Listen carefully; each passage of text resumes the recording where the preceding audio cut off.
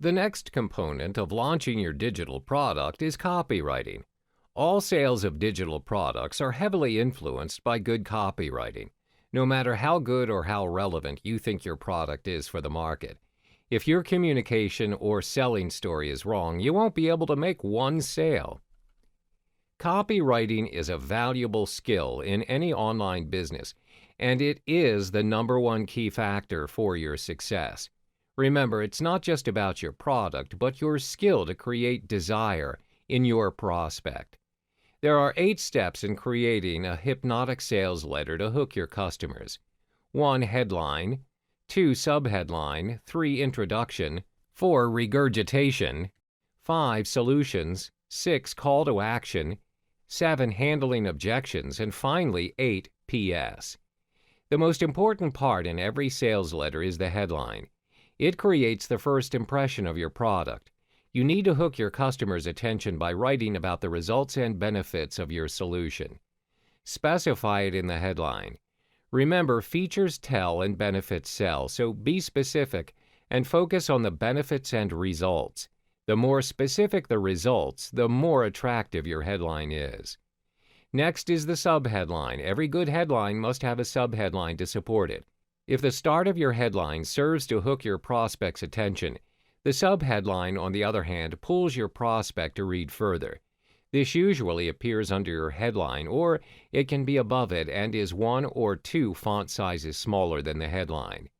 The subheadline is also important to catch the attention of page scrollers, to read what they are interested in. So what matters is the supporting sales copy the subheadline is emphasizing on, as it helps to pull the curiosity of your prospects further. Next is the introduction. A sales letter doesn't have to be formal. Despite the number of views it's going to get, your writing tone should be that of a one-on-one instead of a broad general address. Share a little about yourself and how the prospect can relate to where you once were and how you can help him achieve his goals. Then start addressing their problem. If it doesn't attract some of your prospects, that's all right, because this is also the time to weed out those who aren't interested. You want to spend time and effort on those who are interested because they're the ones who are looking to pay to solve a problem. Next is to regurgitate. Here you exaggerate an existing problem by showing your prospect an inferior alternative over your offer. For example, let's say your prospects are looking for graphic design solutions. They want to create ebook covers and do simple designs. Now, not everyone can afford an Adobe Photoshop license, as it is very pricey. Some even lack the design skill, time, and money to do what's necessary. With this piece of information, your offer aims to solve their problem. Now, mention the long-awaited solution for them.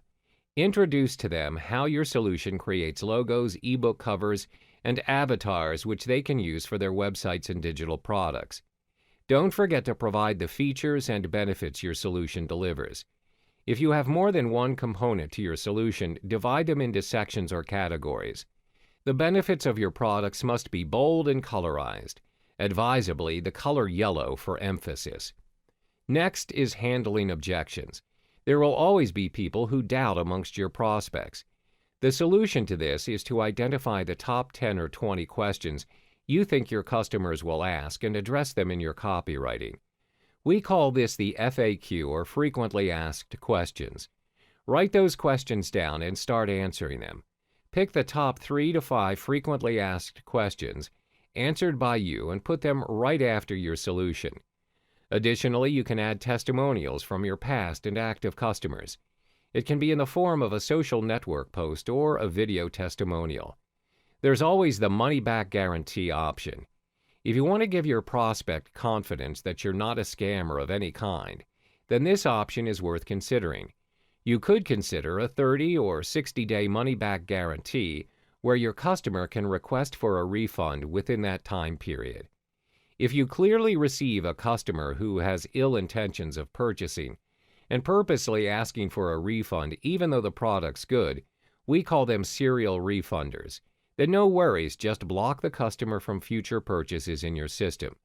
Your money-back guarantee is how you want to convince your customers and give them confidence that you stand by your product quality. Name your price in the call to action. Notice how most sales letters reveal the price only towards the end? That's because once your prospect is exposed to the price, you need him to click on the bottom and make a decision to purchase now, not later. Waiting will lessen the opportunity to convert your prospect to a customer. Finally is your postscript or PS. This is the second most viewed part within a sales letter because most viewers are page scrollers. Their curiosity will drive them towards the end of your sales letter, which is the PS. This is where you must make your offer impactful. Sum up your offer in 2 or 3 lines by reminding them about your money-back guarantee section and bonuses. You can even share the extended version of your testimonials here. Keep in mind, a lengthy sales letter will be deemed worthless if it doesn't make sales out of it. Tackle this problem by ensuring you send a clear and concise message in the sales letter. Rule of thumb for good copywriting is to not use 10 words to describe something which you can say with 3 words or less. If you truly need to make it longer, consider making a sales video. Chances are you won't be able to write every word you want to put in a sales letter. So make a sales video with 80% likeness of your sales letter instead. Best of luck with your copywriting.